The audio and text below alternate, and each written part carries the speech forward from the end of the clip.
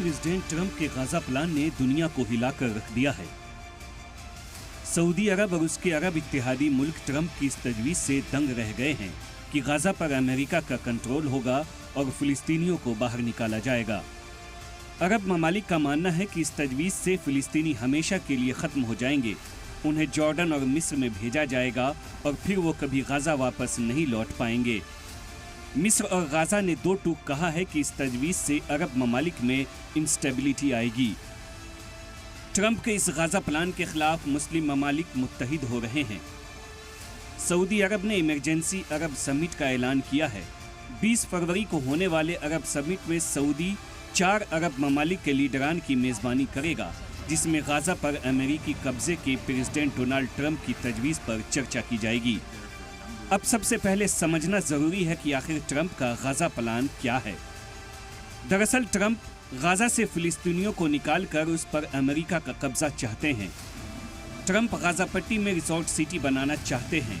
6 फरवरी को ट्रंप ने कहा था कि अमेरिका गाजा में तरक्की करेगा और यहाँ शानदार घर बनाएगा। ट्रंप ने गाजा को खाली करने, यहाँ के लोगों को किसी नई जगह पर बसाने की बात कही है।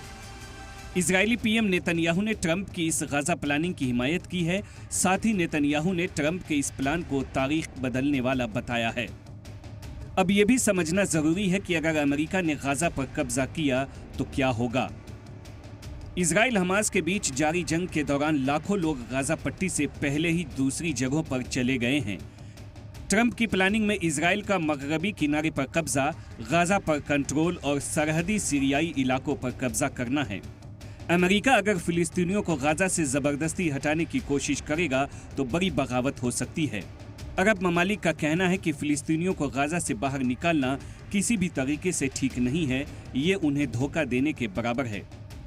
गाजा पर ट्रंप के प्लान ने अल नकबा की याद दिला दी है। अल नकबा फिलिस्तीन की तारीख में ये एक बेहद अहम वाकया है। ये लफ्ज़ 1948 के फिलिस्तीन जंग के दरमियान आया था। तब 70,000 से ज्यादा फिलिस्तीनियों को बेघर कर दिया गया था। लोगों को अपनी ही जमीन से भागने के लिए मजबूर होना पड़ा और पड़ोसी मुल्क में पनाह गुज़ीन हो गए। अल नकबा के इस वाकया से फिलिस्तीनी समाज, सकाफत, पहचान को गहरा धक्का लगा था।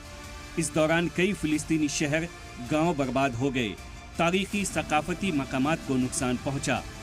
अल नकबा फिलिस्तीनियों के लिए एक नेशनल ट्रेजेडी की निशानी है। फिलिस्तीनी हर साल 15 मई को अल नकबा की सालगिरह मनाते हैं। अल नकबा का मुद्दा आज भी इजराइल फिलिस्तीनी तनाज़ा में मरकजी हैसियत रखता है। भले ही ट्रंप ने गाजा पर अपनी प्लानिंग दुनिया को जाहिर कर दी है, लेकिन एक्सपर्ट के मुताबिक ट्रंप का इस प्लान पर आगे बढ़ना लगभग नामुमकिन होगा। गाजा में 20 लाख से ज्यादा लोग हैं। इनमें कई हजार हमास, PIJ और दूसरे आर्म्ड ग्रुप के मेंबर्स हैं। इजराइल से लगातार लड़ रहे इन लड़ाकों को अपनी जमीन छोड़ने पर मजबूर करने का कोई तरीका अमेरिका के पास नहीं है। एक्सपर्ट का मानना है कि गाजा में ज्यादती से भर की बगावत सिर्फ फिलिस्तीन तक ही महदूद नहीं रहेगी।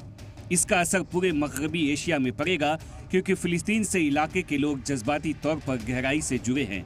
कई अरब मुल्क जो अमेरिका और इजराइल के साथ दिखते रहे हैं, वो भी ऐसी हालत में पीछे हट जाएंगे। सऊदी अरब और जॉर्डन के लिए अमेरिका का साथ देना बेहद मुश्किल होगा। अमेरिका का साथ यकीनी तौर पर बगावत का सबब बन सकता है।